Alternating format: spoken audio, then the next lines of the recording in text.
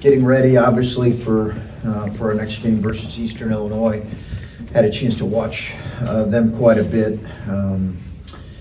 Play some common opponents. They played really well in their opener versus Illinois. It was competitive for most of the game. Got a really tough defensive-minded group, in particular backcourt. They turn people over at a really high rate, which is, as we mentioned after last game, is something we continue to work on with this group. So looking forward to tomorrow night. Gene Brown will not be available.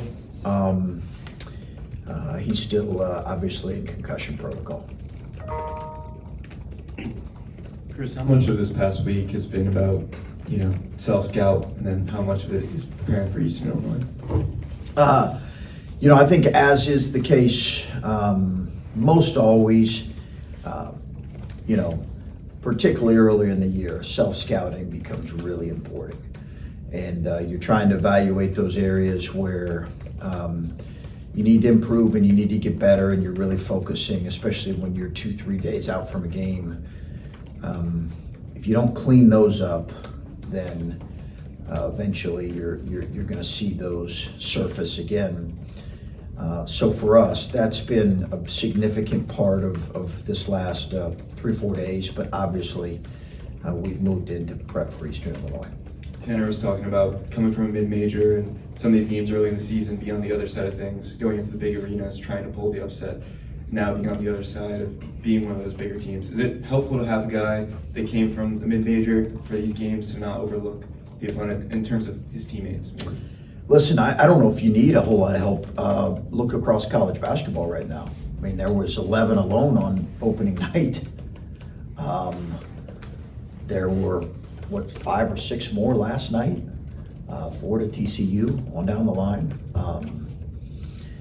Do you need more? Now I get your point, maybe your players don't follow it as closely as we do as coaches, or maybe even some of you in the media, but some of you in the media probably aren't even aware of how often those scores happen. It's the reality. You got to play. You got to play. Regardless, you got to play. These are good teams, hungry teams, and you got to play, and we need to play. Coach, Ryan Peden had a close game against these guys the other day, right? Did you get to talk to him at all about what he saw or scouted with those guys? Yeah, no, I've talked to Ryan often, and talked to him. I was win number 1 for him. It was a great moment. Really proud of Ryan, and got back-to-back road wins.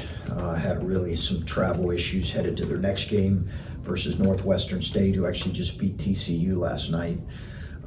So he's got back-to-back really, really good wins. He's off to a great start, building that program, and I love Ryan and Stephanie and Maddox, and just so proud of the start that he's had. So we did talk about him, yeah. Has he leaned on you as like a resource when he comes up with issues as a head coach for the first time? We've talked a lot. We've talked a lot. When you're talking about all the self-scouting that you do for yourself this time of year, when you have such a young team, do you worry more about about guys not being focused on the right thing and thinking they can overlook a team? Yeah. Repeat the last part there, Adam. Do you worry more about that when you have such a young team that could be a factor? Yeah. Yes and no, Adam. I think yes, in the fact that young players kind of don't know what they don't know. Older players too can just become complacent, or they can get ahead of themselves. If they've had success. So I just think it's the nature of all of us as humans to stay in the moment, stay focused on working. But the reality is the numbers would suggest there are so many good teams, good players in college basketball. And the parity has been real, and it is real. Do you log these games to bring them up with your team? Like, how much do you take note of? When a Troy beats Florida State and Stetson wins, and like Louisville 0-2. Like, do you talk about those things, or is it just more like, guys, we got to take care of our own business? We'll share specifics. I think just because it drills it home more as a reality. I don't think our players think I'm making things up, but just in case they did, I do want to show them the actual scores at times. What was it about Tanner that you saw that, okay, he can be a sixth man for us as opposed to starting? Or was it not even about him and about other guys that you had in the rotation? You mean, what was it about Tanner? Why am I bringing him off the bench? Yeah, just, I mean, I assume it's more than just he's your sixth best player. You know, there must be why he can be that guy for you, do you think? I think, listen, I think he does give us real, when he's playing well, real energy and pop off the bench, which I like. I also like the fact of having a little bit of an older guy off the bench with so many young kids off the bench. But, no, our starting lineup isn't set in stone. It can certainly be fluid throughout the year. And when you have these periods early in the season where there are days off like this, as opposed to once you really get going, how do you keep the guys as engaged as they will need to be throughout the rest of the year when, games start coming fast again? Yeah, I think that's our job as coaches, and I think the reality is kind of what we've spoken about, is you share with them how important it is to control what you can control right now, which really is your preparation in the moment for what you're doing next. And what you're doing next could be practice 3 days out. I did not think we practiced great on Sunday. I made that clear. I didn't feel like I helped them as much as I should have. We practiced better yesterday. We need to have a good one today. I just think as much as possible,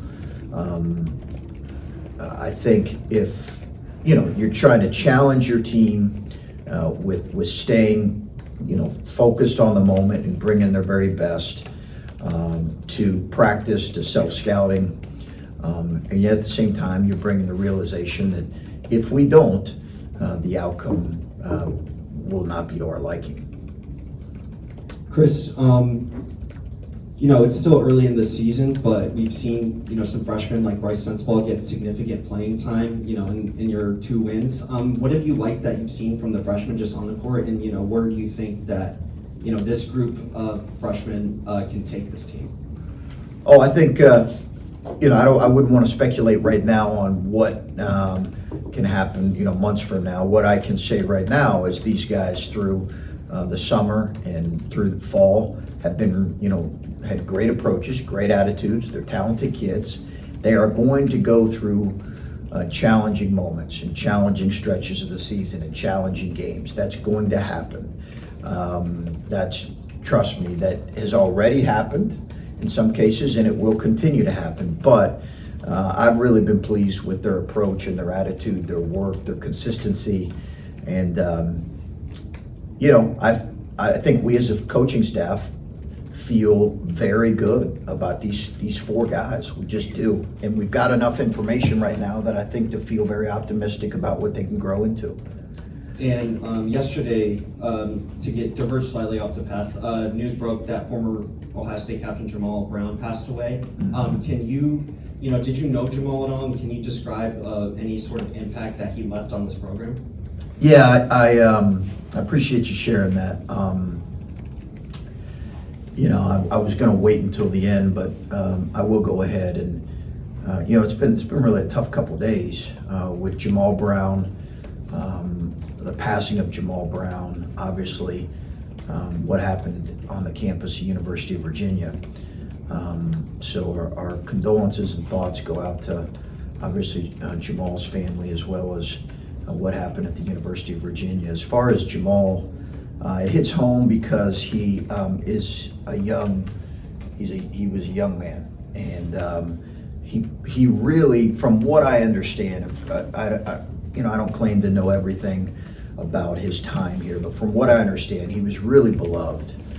Played on some outstanding teams, played with obviously some tremendous players here, and Fran Fraschilla texted me last night talking about how special that recruiting process was in recruiting Jamal and how special of a person he was.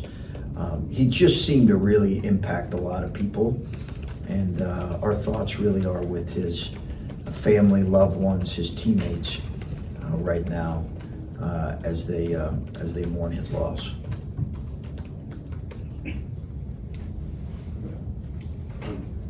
You talked about not being thrilled maybe with Sunday's practice. Was it a case of missing shots or a case of like more like attention to detail type of stuff? I just thought I had stretches where we didn't play as hard as we needed to. Yeah, it was more about that.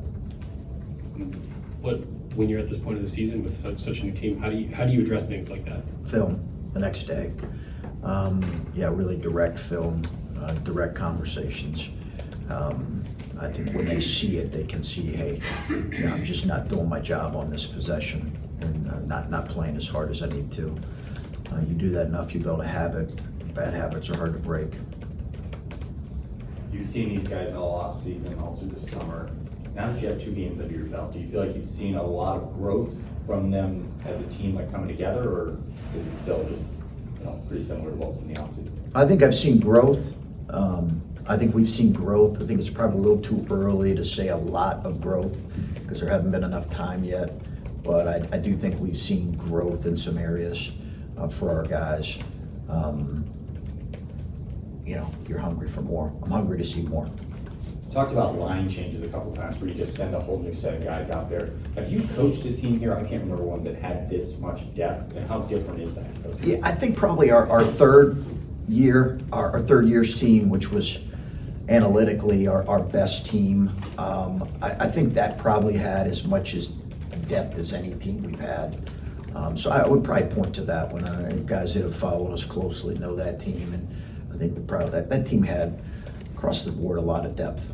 What's it like when you coach a team with depth compared to a different team where you're just 6 or 7 guys? Coaches will look at it different ways. Some coaches, they don't mind playing 7-8 man rotation. They feel comfortable with that. That's kind of how they've done it, and they've been really successful doing it that way. Some like to play 10 or 11.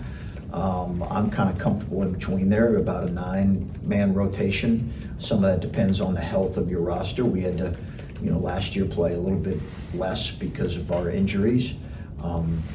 Guys have been successful doing it really different ways, and some of it's dictated by your style of play. Some of it's just dictated by what your team looks like from year to year. Last one, just how much have you seen yourself have to change your coaching style here with the fact that there's so many new faces and that they're only 2 games in? It's something you haven't really faced. Yeah, I think just I've got to remember to be patient and yet honest with myself and with our team as we go through the inevitable ups and downs, and yet have a degree of patience, which is never a strong suit for coaches, but it's certainly not a strong suit for me. I'm admitted to that. You can ask my wife. I'm sure she's got her opinions on that as well. So I think that's those 2 things are going to be required. Chris, I know this may sound like an obvious question, but how crucial is just a team's confidence in their success? Yeah, no, I think for a new group and a team, I've said we struggled in our scrimmage. So I think a team that kind of struggled in a scrimmage, it was important to, have a little bit of success, but you're not guaranteed. Momentum doesn't often, it can impact the game for sure, and maybe pockets of a season. But I think more than anything, you got to create that from moment to moment, from game to game. Right, because kind of what I'm getting at here is y'all are taking care of business, taking care of the teams that y'all are supposed to beat. Akron took y'all to the wire last year. Just how crucial is that, just with the young, inexperienced team, just to see the ball go through the hoop, especially with this tough stretch coming up here? I think the most important thing is, are we playing to the standard we played, and we'll get tested with that tomorrow with what I talked about, their ability to turn you over and force you into difficult plays. So I think, again, that's something we evaluate game by game. I'm certain our guys understand we've got a lot to prove, and tomorrow's another opportunity.